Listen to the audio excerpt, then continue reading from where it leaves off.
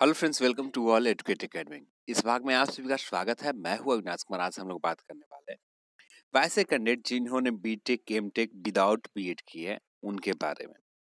ठीक है, और साथ में लेटेस्ट अपडेट भी बहुत सारे जिले के क्या है अभी लेटेस्ट अपडेट, उस चीज को भी हम लोग देखने वाले हैं। गेस्ट टीचर एक तरह सारे अपडेट को हम लोग देखने वाले हैं। तो चलिए इस वीडियो को शुरू करते हैं। जो अनुमान लगाए गए थे, जो सभी लोग बता रहे थे, जितने भी एक्सपर्ट हो, चाहे मैं हूं, चाहे जितने भी लोग हो, सारे लोग को यही कहना था। तो ये बीटेक एमटेक के आवेदन पर विचार नहीं किए जाएंगे। बीटेक एमटेक उन आवेदनों पर विचार नहीं किए जाएंगे जिन्होंने बीएड नहीं किया। तो सबसे पहले इसमें अपडेट देख लेते हैं कुछ। तो बहुत लगभग 92% जो 90% जो लोग हैं सिर्फ बीटेक एमटेक वाले कैंडिडेट हैं जिन्होंने रजिस्ट्रेशन किया। एक एक सब्जेक्ट पर 3 रजिस्ट्रेशन किया। पर ऑटोमेटिक यदि एक ही रजिस्ट्रेशन करते हैं बीटेक एमटेक कैंडिडेट तो उनका ऑटोमेटिक 3 ही सब्जेक्ट मान लिए जाते हैं, क्योंकि ये शुरू से ही बताया गया है कि बीटेक एमटेक वाले कैंडिडेट को यदि उस जिस सब्जेक्ट की जो पोस्ट है भर्ती है उस सब्जेक्ट में यदि नहीं जो लोग आ पाते हैं, उस सब्जेक्ट का फुल नहीं हो, फिलअप सीट नहीं हो पाता है, उस स्थिति में बीटेक एमटेक वाले कैंडिडेट को लिए जाएंगे जो फिजिक्स केमिस्ट्री और मैथ रहेगा। तो ऑटोमेटिक आपको नंबरिंग 3 पर, तीनों में से किसी एक सब्जेक्ट पर आपको प्रेफरेंस दिए जाते हैं और उसके लिए स्पेशल कॉल आता है। उसके लिए आपको एक डेट रखा गया, उस डेट में आपको जाना होता है। आप किस सब्जेक्ट से पढ़ाना चाहते हैं वो वहां पर आप चूज कर सकते थे। पर यहाँ पर लोगों ने एक एक सब्जेक्ट के लिए 3 आवेदन कर लिए। तो अभी तक जो रजिस्ट्रेशन हो चुके हैं 26,058 रजिस्ट्रेशन हो चुके हैं। तो पूरा जो फाइनल डाटा मिलेगा हम लोग को शाम के 4 बजे के आसपास सारे जिले के डाटा अपडेट होने लगेंगे। यदि जैसे जैसे अपडेट होते जाएंगे कहाँ पर कितने रजिस्ट्रेशन हुए उसी अकॉर्डिंग आप सभी को अपडेट देता रहूंगा। ठीक है, तो यहाँ पर जो अपडेट अभी है उसके अकॉर्डिंग हम लोग बात कर लेते हैं। तो जैसे ही इसका रोस्टर जो जारी हुआ था, इसका नियमावली जो जारी हुआ था नियोजन का, जितने भी गेस्ट टीचर के फर्स्ट पॉइंट में थे जो लोग ए स्टेट पास कर किए हैं, जो पीजी है, पीजी प्लस बीएड है प्लस ए स्टेट पास है, उनको फर्स्ट प्राथमिकता दी जाएगी। तो फर्स्ट नंबर पर वैसे कैंडिडेट जितने भी है उनको 100% चांस है कि आपका सिलेक्शन हो जाएंगे। ठीक है, सेकंड प्राथमिकता दी जाएगी जिन्होंने रिटायर्ड शिक्षक है और उनके पास एक्सपीरियंस है। रिटायर्ड शिक्षक है और एक्सपीरियंस है, उनको सेकंड प्राथमिकता दी जाएगी। तो यदि इनसे फुल नहीं होता है सीट, जो ये स्टेट और प्लस पीजी कैंडिडेट से फुल नहीं होते हैं सीट, तो उस स्थिति में फिर सेकंड ऑप्शन वाले आ जाएंगे।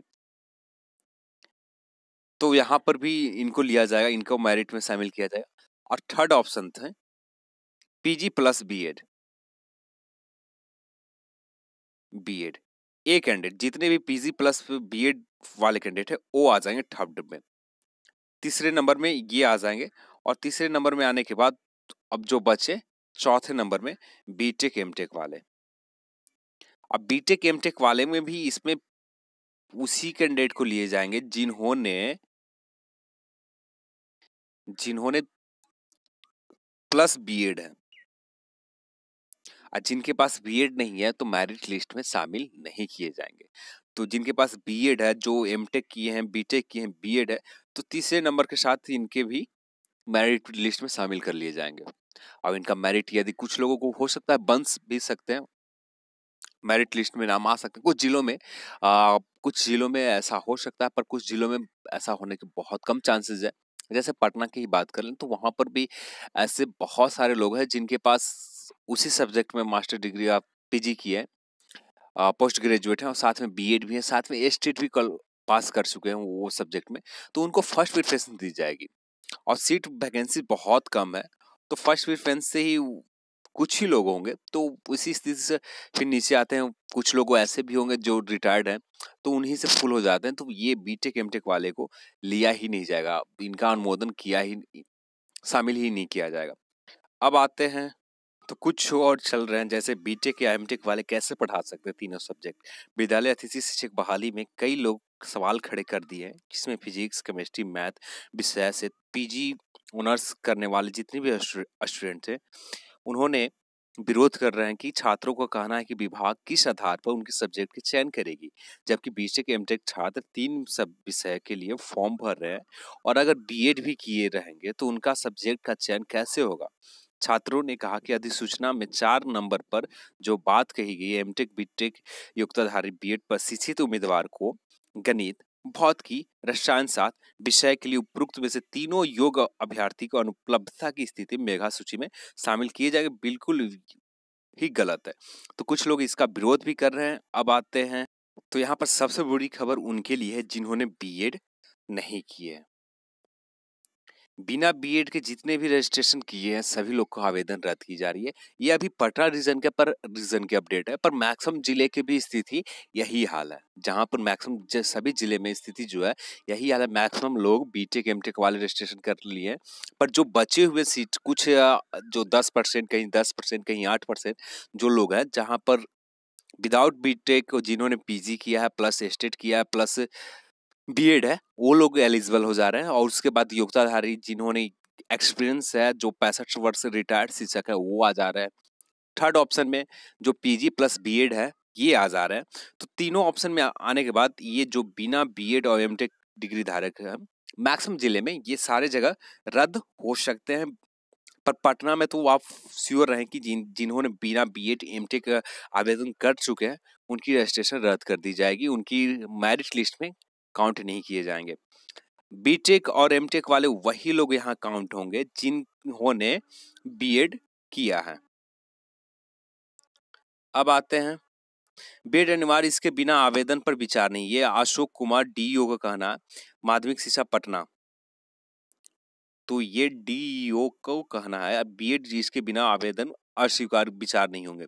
शिक्षक के बीएड डिग्री अनिवार्य है। वैसे अभ्यर्थी जिन्होंने सिर्फ बीटेक और एमटेक डिग्री के आधार पर आवेदन किया, उनके आवेदन खारिज किए जाएंगे, उस पर विचार नहीं किया जाएगा। अतः अभ्यर्थी विभाग द्वारा जारी सूचना को ध्यान से पढ़े और पढ़ने के बाद आवेदन करें। तो जितने भी सिर्फ बिना बीएड के बीटेक एमटेक कैडेट है, उनकी रजिस्ट्रेशन रद्द कर दी जाएगी। यदि ये शुरू में ही क्लियर कर दिए जाते तो शायद जितने भी बीटेक एमटेक कैंडिडेट थे जिन्होंने बीएड नहीं किया था, क्लियर किए गए थे। 2-4 दिन के बाद क्लियर किए गए थे, 4 दिन के बाद, जिसमें कुछ ही जिलों में ये वेबसाइट पर आए थे। पूरे सभी जिलों को वेबसाइट पर नहीं आए थे, वेबसाइट से अपडेट नहीं हुए थे। सिर्फ कुछ जिलों जैसे सीवर था, 2-3 जिले पर सिर्फ अपडेट हुए थे, जहां पर बीटेक कैंडिडेट वाले को और जिन्होंने विदाउट बीएड थे उनको एलिजिबल नहीं किया गया था। मैक्सिमम जिलों में सभी जगह रजिस्ट्रेशन ले रहे थे, पर अब यहाँ पर इनकी रजिस्ट्रेशन रद्द कर दी जाएगी। तो चलिए, यही आज के अपडेट थे और आने वाले समय में कल 4 तारीख के बाद 4 तारीख की इवनिंग तक सारे जिले के अपडेट आ जाएंगे। उसी के अकॉर्डिंग अनुमान लग पाएगा कि जो बीटेक एमटेक कैंडिडेट है जिन्होंने बीएड भी कर रखा, उनकी मेरिट लिस्ट में कितना आने के चांसेस रहेंगे। तो जो मैक्सिमम चांसेस है उन्हीं का चांसेस है जिन्होंने PG plus BEd plus state किए। फर्स्ट नंबर पर चांस उनका 100% है। सेकंड चांसेस उनका जिन्होंने एक्सपीरियंस है, रिटायर्ड शिक्षक है, उनका है। थर्ड पर वो लोग आ जाते हैं जिन्होंने पीजी किया प्लस बीएड किया, ये लोग आ जाते हैं।